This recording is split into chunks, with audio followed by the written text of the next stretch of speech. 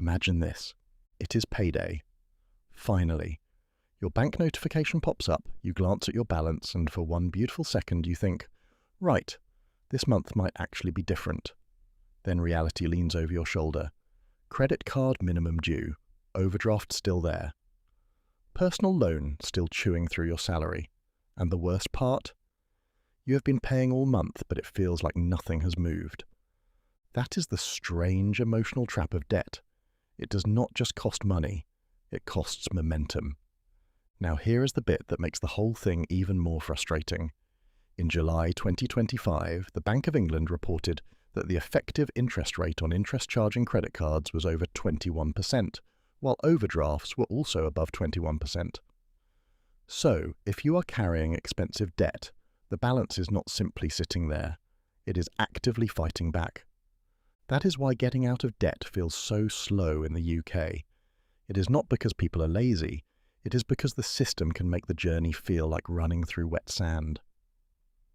Let me tell you a story. A woman I will call Sarah because that's her name gets her first proper I am sorting my life out moment at 27. New job, better salary, a little pride. She makes a plan.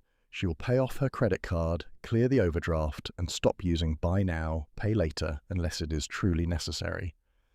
First month, she makes a payment and feels powerful. Second month, a boiler issue hits. Third month, her train fare goes up. Fourth month, the card gets used again because life happened faster than the plan. And honestly, debt has a terrible sense of timing. It shows up like an uninvited cousin at a wedding and starts helping itself to everything. And that is the part nobody tells you when you are trying to escape debt. Debt does not live in isolation. It sits in the middle of rent, food, transport, phone bills, family responsibilities, and random emergencies that appear out of nowhere like they have a key to the flat. So, even when you are paying, the progress can feel tiny. And the numbers back up why it feels that way. UK Finance reported that outstanding credit card balances continued rising through 2025, with a large portion still incurring interest. That treadmill feeling is real. A lot of people are moving, but the debt is moving with them. Part of the slowness is psychological too. When you owe money, every payment can feel like a verdict on your character. People start saying things like, I'm terrible with money, or I should have sorted this earlier, or I am so far behind. But debt is rarely just about discipline. It is often about income pressure, cost of living pressure, family pressure, and the simple fact that modern life is expensive in a way that makes basic stability feel like a luxury item. And because the balances do not fall dramatically, your brain starts to lose faith. That is when the shame cycle kicks in. You avoid looking at the statement because it feels awful. Because you avoid the statement, you do not make a full plan. Because you do not make a full plan, the debt keeps sitting there. Then, when you finally check it, you feel even worse because it still looks huge. That is the loop. That is the trap. And it is deeply human.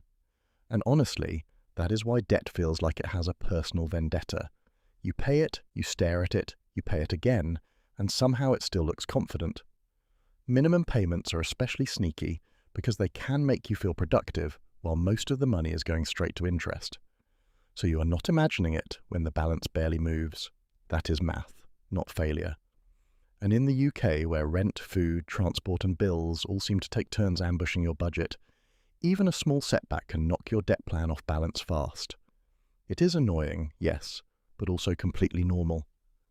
The other reason debt feels so slow is that the wins are not dramatic at the start. If you owe a few £1,000s and the interest is high, your early payments often go more toward interest than toward the actual balance. So you can be doing the right thing and still not seeing the kind of visible progress your brain wants. That is maddening. But it is normal. This is why so many people eventually stop trying to fight debt alone. Debt charities and support organisations across the UK help hundreds of thousands of people every year. That is not a tiny group of reckless spenders. That is a large number of ordinary people trying to get back on their feet. And the good news is, help exists. Free debt advice services and guidance tools are available across the UK for people who need support. That matters because people often wait far too long before asking for help. They think they need to be really in trouble first. They think debt advice is only for dramatic situations. It is not. It is for the person who is keeping up but barely.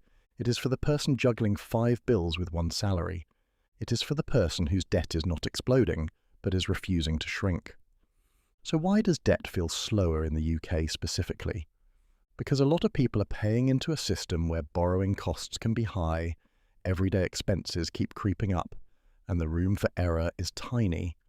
A missed shift, a broken appliance, a week of food shopping that comes out higher than expected, or a rise in transport costs can wipe out the spare cash you are going to use to accelerate repayments. Then you are back to minimums, and minimums do not feel heroic. They feel like treading water. And when you are treading water long enough, you start to believe movement is impossible. But it is not impossible. It is just slower than people expect. Debt freedom is rarely one giant breakthrough. It is dozens of boring little decisions, the kind nobody claps for, the kind no one posts about, the kind that look unremarkable until one day you realize the balance is lower than it was 6 months ago. Then you check again.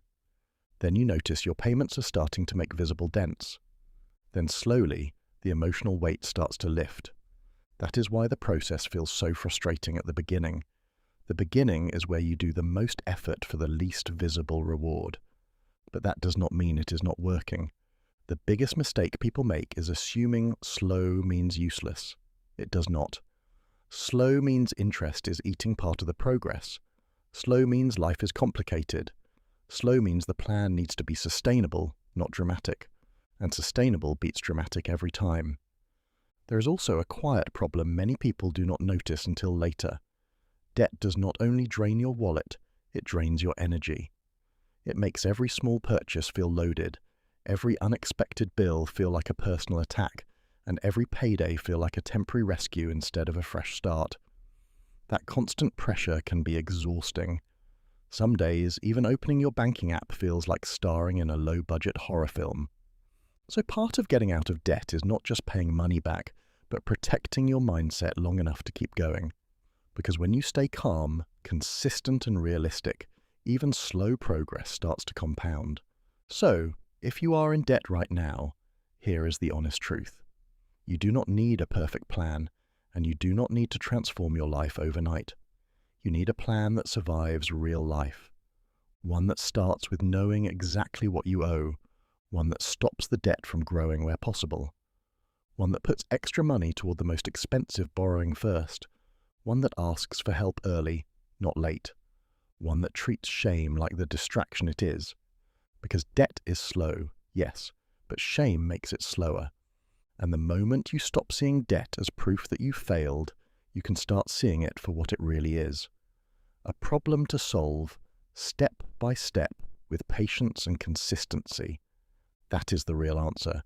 Getting out of debt feels so slow because in the beginning, the system is taking its cut, life keeps interrupting, and your brain wants instant proof that the pain is worth it.